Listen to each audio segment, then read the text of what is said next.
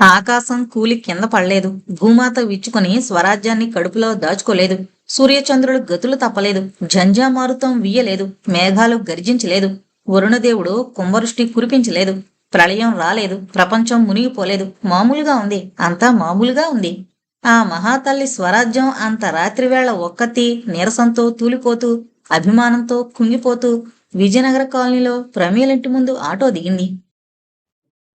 పంకజం కొడుకెప్పుడు నిద్రకు పడతాడా, ఎప్పుడు తలుపు తీద్దామా అని రాత్రి 10 దాకా ఓపిగ్గా కాచుకుంది. రమణమూర్తి ఆ విషయం గమనించాడు. తను మెలకువగా ఉంటే తల్లి తలుపు తీసే ధైర్యం చేయదని అర్థం చేసుకున్నాడు. తల్లే తలుపు తీయాలి. అప్పుడే స్వరాజ్యం లోపలికి రావాలి. తను తీస్తే తన మాట పోయినట్టే కదా.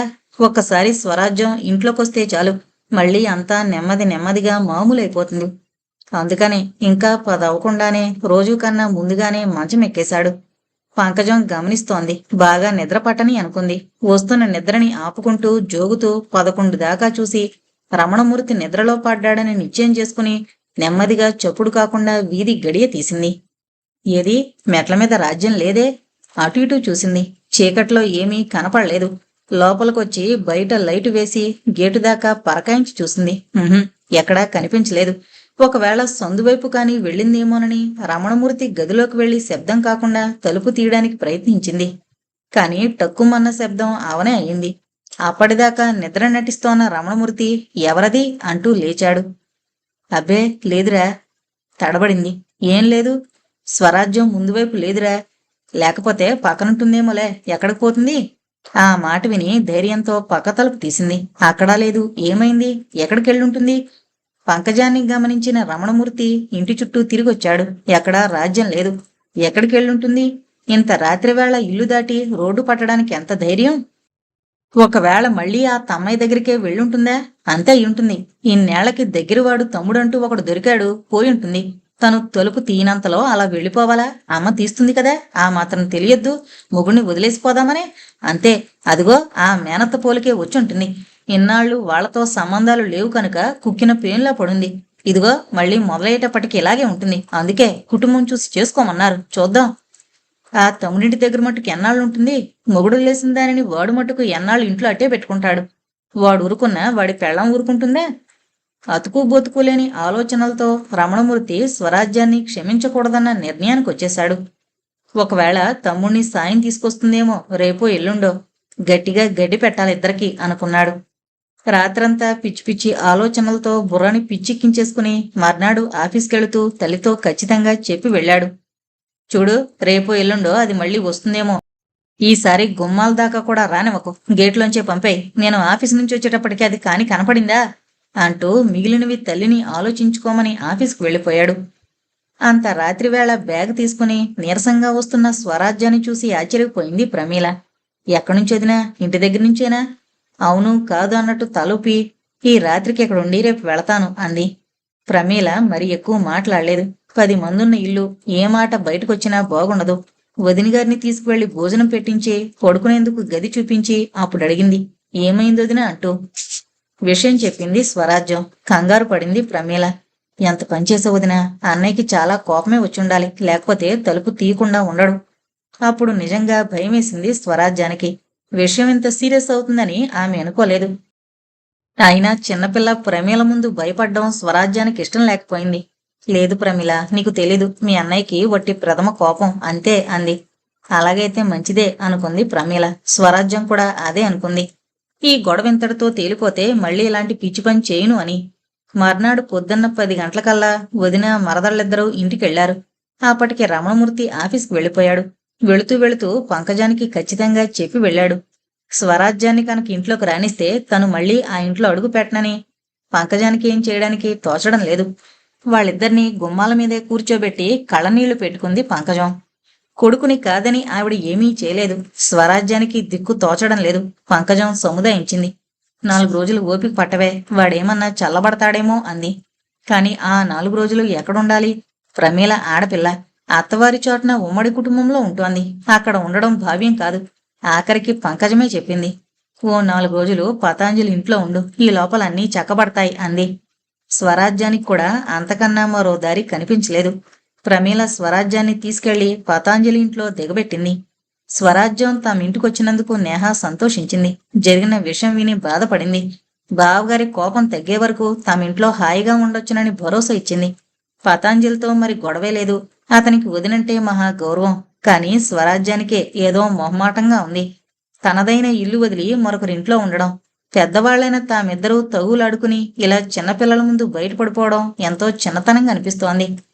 పతాంజలి, నేహ కలిసి ఆ మొహమాటాన్ని పోగొట్టారు. ఎంతో కలివిడిగా ఉంటున్నారు. వాళ్ల పిల్లలైతే మరింక చెప్పనక్కర్లేదు. వాళ్ళిద్దరికీ పెద్దమ్మంటే ఎంతో ఇష్టం. పతాంజలి రోజూ ఆఫీస్ నుంచొస్తూ అన్నగారింటికి వెళ్ళాడు. మొదటి రోజే చెప్పాడు వదినతో, వదినా, నేను సాయంత్రం అన్నయ్య దగ్గరికి వెళ్ళొస్తాను. అసలేమంటాడో చూస్తాను. రాగానే చెప్పాడు, నీ మాటేమీ రాలేదొదినా, నేను ఎత్తలేదు. రేపు మళ్ళీ వెళతానుగా, చూద్దాం. మర్నాడు పతాంజలి రమణమూర్తి ఇంటికి వెళ్ళేటప్పటికీ అక్కడ ప్రమీలుంది. పతాంజలిని చూడగానే, చూసావరా చిన్నన్నయ్య, వదినేం చేసిందో? అసలు మన ఇంట్లో ఇలాంటివి ఎప్పుడైనా ఎరుగుదుమా అంది. తెల్లబోయాడు. ఇదేంటి, ప్రమీలే కదా వదిన్ని స్వయంగా తమ ఇంటికి తీసుకొచ్చింది. ఇప్పుడిలా మాట్లాడుతుందేంటి? పోనివే, దాని బుద్ధది చూపించుకుంది. ఎక్కడ పోతుందిలే. రేపో ఎల్లుండో ఆ తమ్మాయిని తీసుకునిరాదు అన్నాడు రమణమూర్తి. ఈసారి మరీ ఆశ్చర్యపోయాడు పతాంజలి. వదిన తన దగ్గరున్నట్టు ప్రమీల అన్నయ్యకి చెప్పలేదా? తల్లిని చూశాడు. ఏం మాట్లాడుతుంది? అయితే అన్నయ్య, వదినొస్తే ఈసారైనా లోపలికి రాణిస్తావా? అవును కాదు అన్నట్టు అడిగింది. లోపలికి రాణిస్తానని పౌరుషానికి పుట్టిల్లైన రమణమూర్తి అంటాడా? ఛీ, ఒకసారి గుమ్మం దాటిందంటే అంతేక అన్నాడు బెంకంగా. అంతేలే, నీ సంగతి నాకు తెలీదు, నాన్నని మించిన వాడివి అంటూ ఎగదోసింది. ప్రమీల సంగతేంటో అర్థం కాక లోపలికెళ్లి తల్లిని అడిగాడు పతాంజలి. ఏమోరా చిన్నోడా, దాని పద్ధతి నాకేం అర్థం కావట్లే. వాడంటే ఎంతో ప్రేమన్నట్టు మాట్లాడుతూ రాజ్యమొస్తే లోపలికి రానివ్వనని 1కి 10 సార్లు వాడితో చెప్పిస్తోంది. నాకేం అర్థం కావడం లేదు అంది. ముందు పతాంజలికి అర్థం కాలేదు. 4 రోజులు వరుసగా అన్నగారింటికి వెళ్లి వస్తుండడం, ప్రమీల మాటలు, రమణమూర్తి రెచ్చిపోవడం ఇవన్నీ చూస్తుంటే ఏదో స్వలాభం లేందే ప్రమీల ఎందుకిలా మాట్లాడుతుంది అనుకుని ఆలోచిస్తే అప్పుడు అర్థమైంది అతనికి. మరో 4-5 నెలల్లో రమణమూర్తి రిటైర్ అవుతున్నాడు. అవివి కలిపి డబ్బు బాగానే చేతికి అందుతుంది. వదిన్ని తిట్టి రమణమూర్తిని పొగిడి ఆ డబ్బేమైనా తీసుకుందామని ప్రమీల ప్లాన్ అయ్యుండొచ్చేంటి, అదే అయ్యుంటుంది. అప్పుడు ప్రమీల పెళ్లికి వదిన బంగారం మొత్తం ఏమాత్రం మొహమాటం లేకుండా ఊడ్చి తీసుకున్న ప్రమీల ఇప్పుడు కూతురు పెళ్లికి అన్నగారికి రాబోయే డబ్బు కోసం ప్లాన్ వేస్తోంది. ఇది చూసి కంగారు పడ్డాడు పతాంజలి. ప్రమీల ఇలా అన్నగారి దగ్గర డబ్బు పట్టుకుపోతే మరి తన మాట ఏంటి? వదిన తన దగ్గరుంటే 3 పూట్ల తిండి దండగ తప్పితే ఏముంటుంది? లోపల ఇంత విషం నింపుకుంటున్న పతాంజలి ఎదురుగా స్వరాజ్యంతో మట్టుకు ఏమీ మాట్లాడలేకపోతున్నాడు. అందుకే స్వరాజ్యం తమ్ముడు తిలకకి ఫోన్ చేసి వచ్చి స్వరాజ్యాన్ని తీసుకువెళ్ళమని చెప్పాడు. తను చాలా మంచివాడు. అందుకే వదిన ఒక్కదాన్ని రైలెక్కించడం లేదు. వాళ్ళ తమ్ముడికే అప్పచెపుతున్నాడు. తనను తాను సమాధానపరుచుకున్నాడు. చూస్తుండగా వారం రోజులు గడిచిపోయాయి. ప్రతిరోజు పతాంజలి అన్నగారింటికి వెళ్లి వస్తూనే ఉన్నాడు.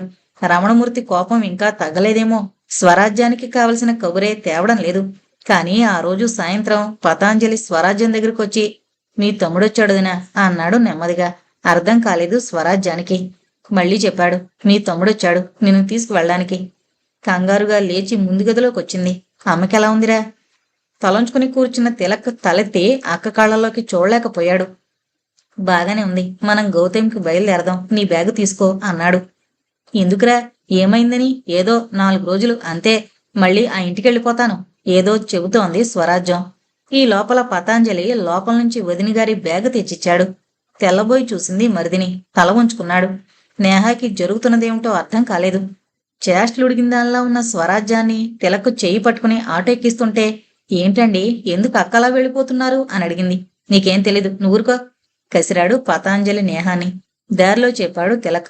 పతాంజలి ఫోన్ చేశాడక్క, వచ్చి మీ అక్కని తీసుకెళ్ళండి అని. అందుకని వచ్చాను. ఎందుకు? నాకేం చెప్పలేదే. పతాంజలి ప్రవర్తనని స్వరాజ్యం అసలు తట్టుకోలేకపోయింది. తిలకకి చాలా బాధగా ఉంది.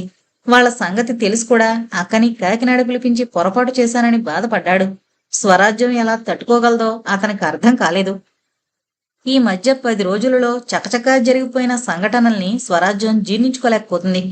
తెలియని వయసులో పెద్దల ఒత్తిడితో ఆమె పెళ్ళెలా జరిగిందో, అన్నీ తెలిసిన ఈ వయసులో కూడా ఆమె ప్రమేమేమీ లేకుండా అత్తవారు ఆదరించకపోతే తమ్ముడితో తిరిగి పుట్టింటికి వెళుతోంది. అన్నింటికన్నా స్వరాజ్యాన్ని బాధ పెట్టింది పతాంజలి ప్రవర్తన. అంత అన్నగారి మాట మీరని లక్ష్మణ కుమారుడే అయితే వెళ్ళిపోమని తనతో మొహం మీద చెప్పొచ్చు కదా. తన దగ్గర విషయం దాచి తిలకని పిలిపించడం ఎందుకు? పతాంజలి చేసిన పని గుండెల మీద తనినట్టయింది స్వరాజ్యానికి. ఏం ద్రోహం చేసిందని తను పతాంజలికి స్వంత తమ్ముణ్ణి కూడా గుర్తు చేసుకోకుండా అంతకన్నా ఎక్కువగా ప్రేమించినందుక? దుర్వాసుళ్లాంటి అన్నగారికి అతనికి మధ్య వారధిలా నిలబడినందుక? మనస్ఫూర్తిగా అతని పెళ్లి ఒప్పుకున్నందుక? ప్రసవ వేదనలో ఉన్న అతని భార్యకి అండగా ఉన్నందుక? అతని పిల్లల్ని తన పిల్లలుగా చేరదీసినందుక? ఎందుకిలా చేశాడు? రమణమూర్తి ఏనాడు స్వరాజ్యం హృదయం దాకా రాలేదు. ఎప్పుడూ ఒక అధికారిలాగే ప్రవర్తించాడు. కాని పతాంజలి అలా కాదే. వదినా వదినా అంటూ వెంట వెంట తిరిగే 10 ఏళ్ల పతాంజలి కళ్ల ముందు కనపడ్డాడు. తల్లిగా అతనికి అన్నం పెట్టింది, అక్కగా చదివించింది, స్నేహితురాలుగా సలహాలిచ్చింది, శ్రేయోభిలాషిలా అతని కుటుంబం నిలబెట్టింది. అన్ని రకాలుగానూ అతనికి మంచే చేసింది తప్పితే ఏం ద్రోహం చేసిందని ఇలా చేశాడు? అస్సలు తట్టుకోలేకపోతుంది. ఒకవేళ తను తెలియక ఏదైనా చేసిందేమో. అది పతాంజలికి బాధ కలిగించి ఉండొచ్చు. మనకి తెలియకుండా చాలా జరుగుతాయి కదా. అలాంటిదైతే తనతో చెప్పొచ్చు కదా. కన్నబిడ్డ కన్నా ఎక్కువగా చూసిన పతాంజలి ఇలా మాట పొలుపు లేకుండా తనని తమ్ముడితో పంపించేయడం చూస్తుంటే అసలు ఈ లోకంలో అభిమానాలు ఆప్యాయతలు అనేవి లేవా అనిపించింది స్వరాజ్యానికి. మనసు ఆలోచించడం మానేసింది. స్తబ్దంగా అయిపోయింది. సర్వం కోల్పోయిందల్లా తిలక్ వెనకాల తలంచుకుని వస్తున్న స్వరాజ్యాన్ని చూసి ఇంట్లో వాళ్ళకి మొదలు పోయాయి. మొన్నటికి ఇప్పటికీ ఎంత తేడా. అప్పుడు అత్తింట్లో ఒద్దికగా కాపురం చేసుకుంటున్న ఒక ఇల్లాలు 4 రోజులు చుట్టపు చూపుగా పుట్టింటికొచ్చింది. మరిప్పుడో అత్తింట్లో స్థానాన్ని పోగొట్టుకుని పుట్టింట్లో ఎటువంటి స్థానం లభిస్తుందో తెలియని స్థితిలో ఆ ఇంట్లో అడుగు పెట్టింది.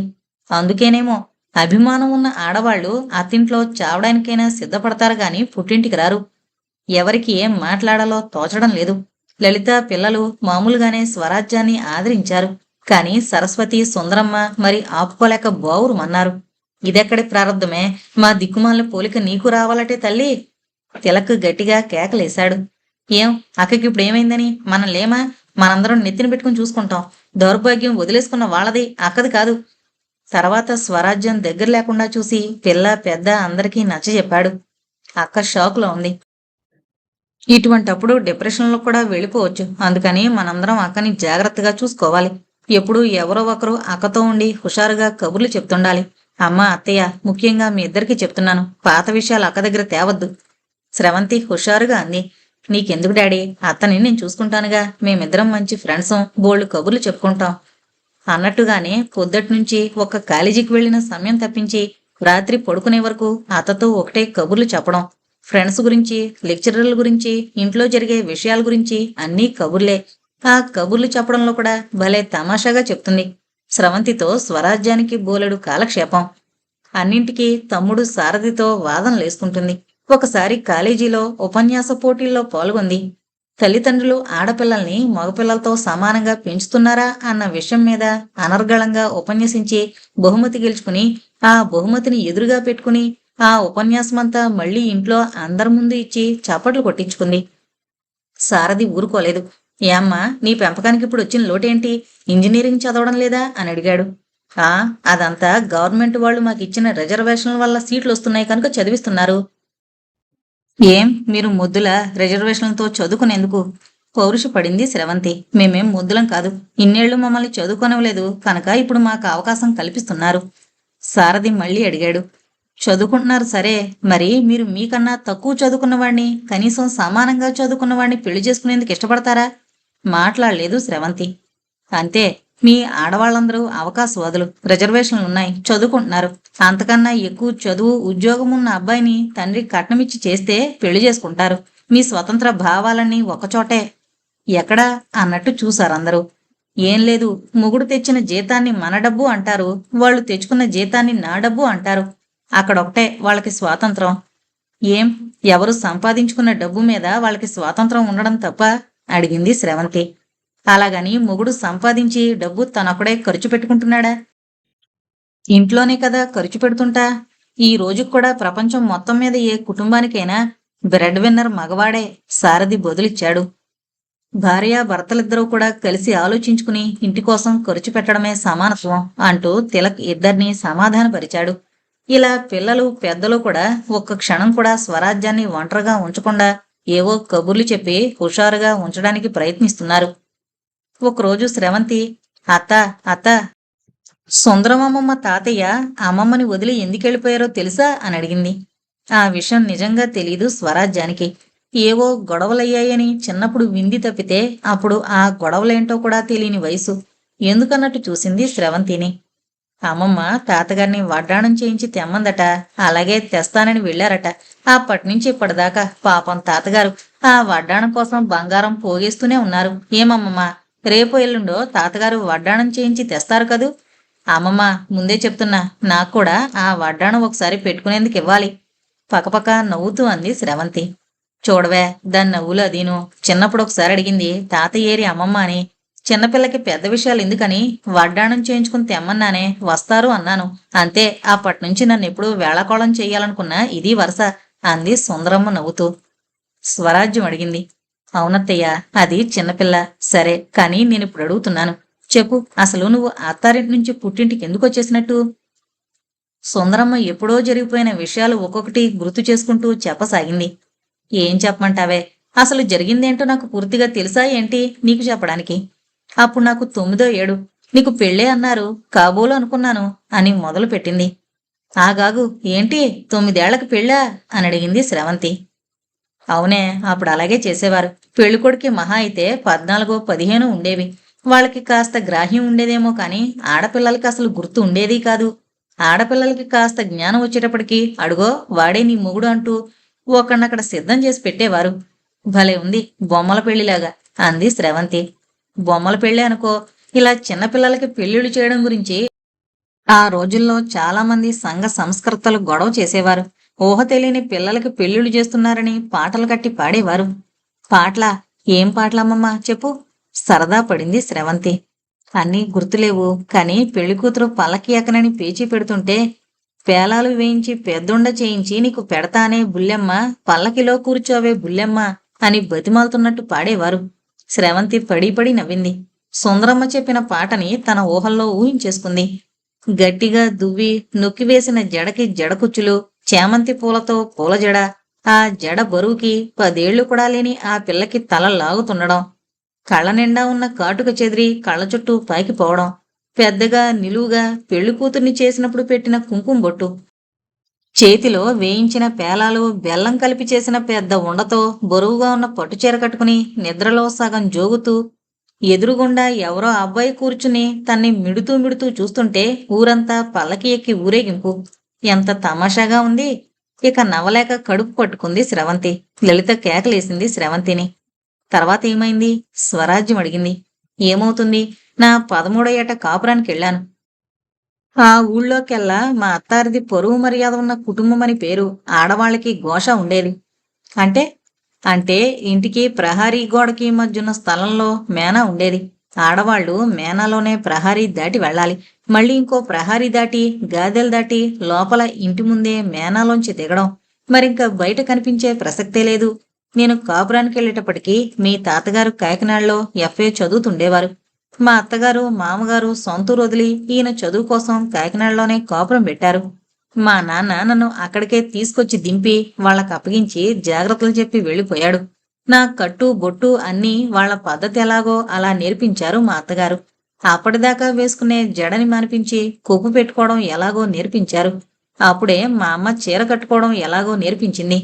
ఆ పద్ధతి కూడా పనికిరాదని కచ్చా పోసి కట్టుకోమనేవారు. అలా అంటే మీకు అర్థమవుదేమో, ఇప్పట్లా చీరకట్టు కాదు, గోచీ పోసి కట్టుకోవడం అంటారు. అలా ఆవిడ ప్రతి చిన్నది వాళ్ళింటి పద్ధతులన్నీ ఓపిగ్గా చెప్పేవారు. కాకినాడలో ఈయన చదువు కోసం ఒక ప్లేటర్ గారింట్లో 2 గదుల వాటా అద్దెకి తీసుకుని ఉండేవారు. ముందు వరండా, వెనకాల పంచ. పల్లెటూళ్ళలో ఘోష అయితే వేరు, ఆడవాళ్లు మసలడానికి బోల్డు స్థలం ఉండేది. మరి పట్నవాసాల్లో ఘోష పాటించాలంటే ఎన్ని ఆంక్షలో. అప్పటిదాకా పల్లెటూళ్ళలో మండువా లోగిల్లో హాయిగా తిరిగిన నాకు ఆ 2 గదుల వాటా కట్టేసినట్టుండేది. నేను ఆ ఇంటికి వెళ్లిన మొదటి రోజే ఎట్టి పరిస్థితుల్లోనూ ముందర గది గుమ్మం దాటి వరండాలోకి రాకూడదని మా అత్తగారు హద్దులు విధించారు. వెనక వైపు కూడా అంతే. మా పంచ వాళ్ల పంచ కలుసున్నా సరే మా గది గుమ్మం ఎక్కడ దాకా ఉందో అక్కడ దాకానే ఆ పంచలో మేం మసలాలి. ఆ పైన ఒక్క అడుగు కూడా వేయకూడదు, అది పక్క వాళ్ళది. ఇలా హద్దులు విధించడమే కాదు, అవి సరిగ్గా అమలు పరుస్తున్నానో లేదో కూడా మా అత్తగారు 1000 కళ్ళతో గమనించేవారు. నేను ఆవిడెలా చెబితే అలాగే ఉండేదాన్ని. ఒకరోజు ప్లీడర్ గారింట్లోంచి పాట ఒకటి వినిపించింది. నాకు పాటలంటే ప్రాణం. పడి లేచే తరంగంలా వచ్చిన ఆ పాట నాకు తెలియకుండానే నన్ను వాళ్ళింటి వైపు నడిపించింది. నన్ను నేను మరిచిపోయి పాట వింటున్నాను. ఎవరమ్మా నువ్వు అన్న మాటకి ఉలిక్కి పడ్డాను. ఈ లోకంలోకొచ్చి చూద్దును కదా ఎదురుగుండా ప్లీడర్ గారు. గుమ్మానికి ఎదురుగుండా చాప మీద కూర్చుని వాళ్ళమ్మాయి హార్మోని ముందు పెట్టుకుంది. అరే, సంగీతం పెట్టే అన్న మాట నా నోట అప్రయత్నంగా వచ్చేసింది. ప్లీడర్ గారు నవ్వారు. అది సంగీత పెట్టె కాదమ్మా, దాన్ని హార్మోని అంటారు అన్నారు. నేనింకా వాళ్ళ అమ్మాయిని హార్మోనిని చూస్తూనే ఉన్నాను. నీ పేరేంటి? నేను నేను తడబడ్డాను. అప్పుడు భయం వేసింది. అయ్య బాబోయ్, ఇంకేమైనా ఉందా? మా అత్తగారు వాళ్ళు నన్నక్కడ చూస్తే. భయం వేసింది. వెనక్కి తిరిగాను. కంగారు పడకమ్మా, ఎవరమ్మాయివి అని అడిగారు ప్లీడర్ గారు. నేను నేను వాళ్ళ పని మనిషిని అన్నాను మా వాటా వైపు చూపిస్తూ. ఏం కావాలి అన్నారు. ఏదైనా పని మీద వచ్చానేమోనని. నాకేం చెప్పాలో తెలియలేదు. వాళ్ళు వాళ్ళు ఆ పెట్టె తెమ్మన్నారు అన్నాను. ఆయన నవ్వారు. సంగీతానికున్న శక్తి అలాంటిది, అందుకే వాళ్ళడిగారు. అందులో ఇప్పుడు ఆ అమ్మాయి పాడింది హిందోళ రాగం. తరంగాలుగా ఎగసిపడే ఆ రాగాన్ని ఎవరిష్టపడకుండా ఉంటారు? తీసుకెళ్ళు అంటూ ఆ సంగీతం పెట్టె నా చేతికిచ్చారు. ఆ ప్లీడర్ గారి దృష్టిలో మా అత్తారు చాలా పరువు మర్యాద గలవారు. అందుకే వాళ్ళ పని మనిషినని చెప్పగానే మరింకేమీ అనకుండా హార్మోని పెట్టి ఇచ్చేశారు. కంగారుగా దాన్నింట్లో తెచ్చాను. తెచ్చానన్న మాటే గాని దాన్నెక్కడ పెట్టను? ఆ 2 గదుల్లో ఆ పెట్టె దాచడానికి తగిన చోటేది? చూసి చూసి ఆఖరికి మంచం కిందకు తోసేశాను. మంచం కింద తోశాను తప్పితే దాన్ని ఒక్కసారైనా వాయించాలి అన్న ఆతృతని ఆపుకోలేకపోయాను. ఒకసారి బయటికి తీసి మెట్ల మీద చేయి పెట్టి నొక్కాను. బొయ్యిమంది. వంటింట్లోంచి మా అత్తగారు కంగారుగా వచ్చారు. హార్మోనిని చూసి ఎక్కడది అని అడిగారు. నాకేం చెప్పాలో తెలియలేదు. ప్లీడర్ గారంటే ఇంకేమైనా ఉందా? హద్దు దాటి అడుగు కూడా వేయకూడదని ఆంక్ష పెట్టినావిడ ఇప్పుడు ఇంటి వాళ్ళింట్లోంచి ఏకంగా హార్మోనియే తెచ్చేశానంటే ఊరుకుంటారా? నాకు భయం వేసింది. వెంటనే ఆవిడ కాదనలేని అబద్ధాన్ని అల్లేశాను. మా అన్నయ్య ఇందాక తెచ్చిచ్చాడు అని. అప్పుడప్పుడు మా అన్నయ్య వచ్చి నన్ను చూసి వెళుతుండడం, వచ్చినప్పుడల్లా నా చేతిలో పూలో పళ్ళో ఏదైనా పెట్టి వెళుతుండడం పరిపాటే కనుక ఆవిడింకేమీ మాట్లాడలేదు. కానీ ఒకటి మాత్రం చెప్పారు. వాడికి ఇలాంటివన్నీ ఇష్టం ఉండవు. నీకు కావాలంటే వాడు లేనప్పుడు వాయించుకో అన్నారు. వాడు లేనప్పుడేంటి? అసలు మళ్ళీ హార్మోని ముట్టుకునేందుకు నాకు ధైర్యం ఉంటేగా.